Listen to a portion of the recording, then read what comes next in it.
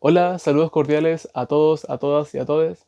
Soy Christopher Bordoli Cortés, soy estudiante de Derecho de la Universidad Católica del Norte, aquí en Chile, y hoy voy a tratar el tema titulado El rol social del estudiante de Derecho en el proceso constituyente de Chile.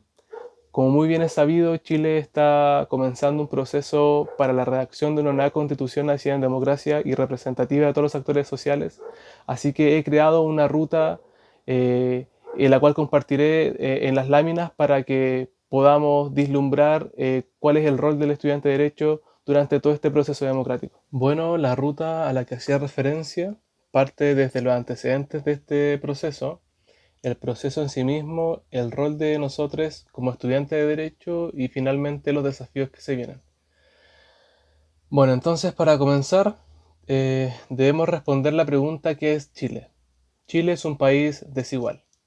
Como pueden ver en la imagen, una población en el norte de Chile en contraste a la torre más alta de Latinoamérica, el Costanera Center. Un país en el que hay dos sistemas de salud, el público y el privado. El privado que es bueno y de calidad versus la salud pública que es precaria. Un país en el que la educación se condiciona a tu poder adquisitivo, que lucra y segrega entre quienes tienen y no. Una educación pública de mala calidad además. Un país que tiene un sistema privado para las pensiones de nuestros y nuestras abuelas, en donde existen instituciones financieras privadas encargadas de administrar los fondos de cuentas individuales de ahorros para pensiones. Un Estado que además no se hace cargo de todos y todas las habitantes de nuestro país, en donde se segrega a las minorías en general, las minorías sexuales, por ejemplo. No hay espacio para las diversidades y menos para las disidencias. Ni siquiera los pueblos indígenas se encuentran reconocidos.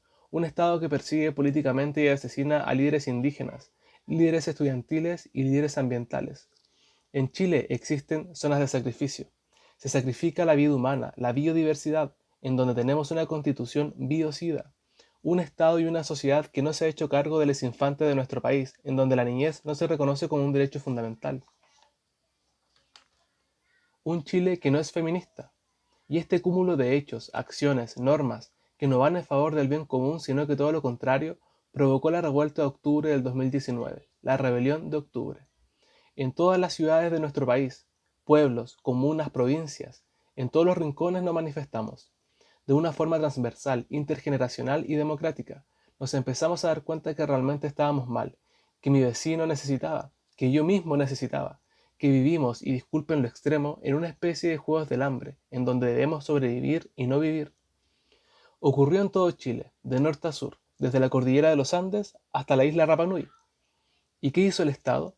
No hizo una invitación a una conversación, no escuchó las demandas del pueblo, sino que respondió a través de la represión, declarando estado de emergencia y llenando de militares nuestro país.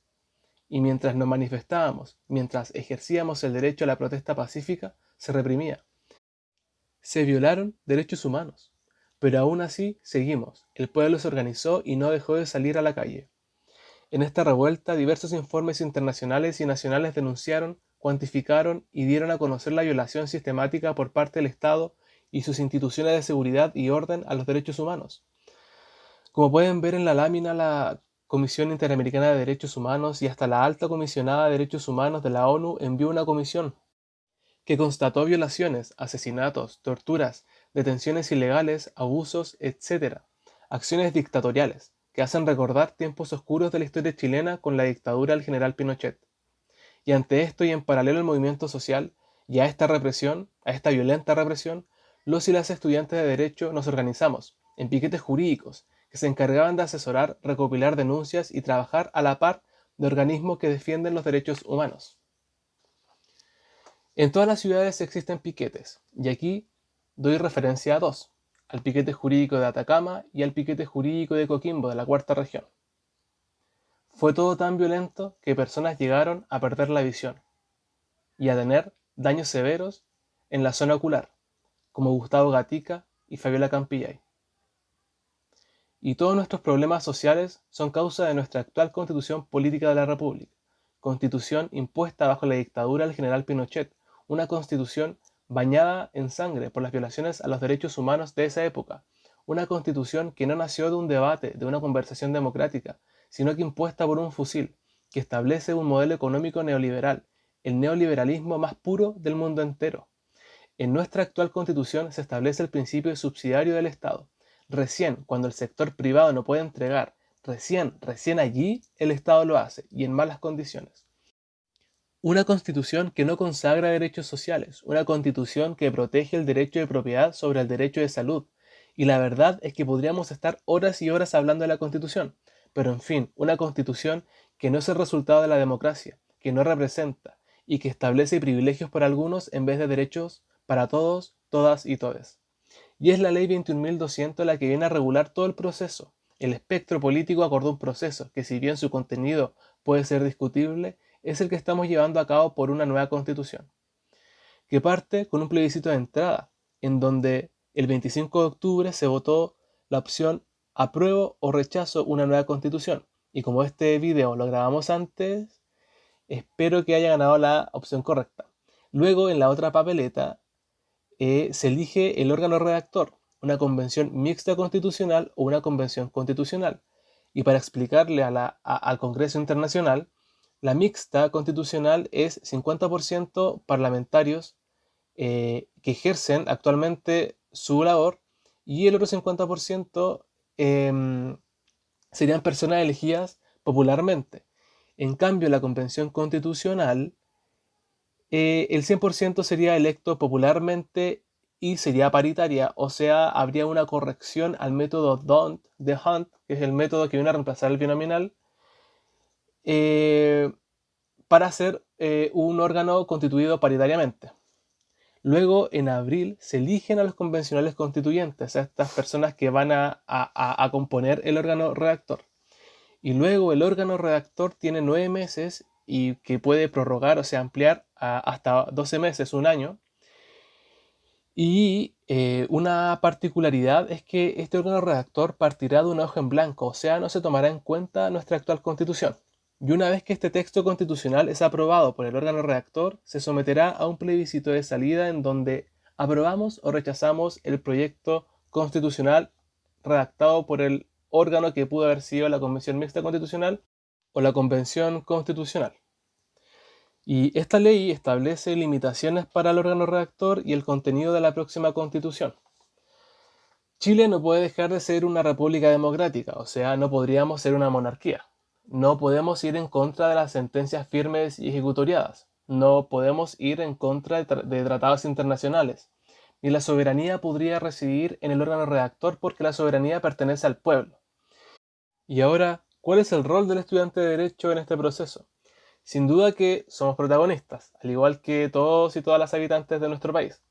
Partimos por el rol social, un tan abandonado rol por lo demás. Tenemos un rol clave y tenemos el deber social de acercar y bajar la ley de la norma abstracta a la comunidad, a la junta de vecinos, a mi vecina.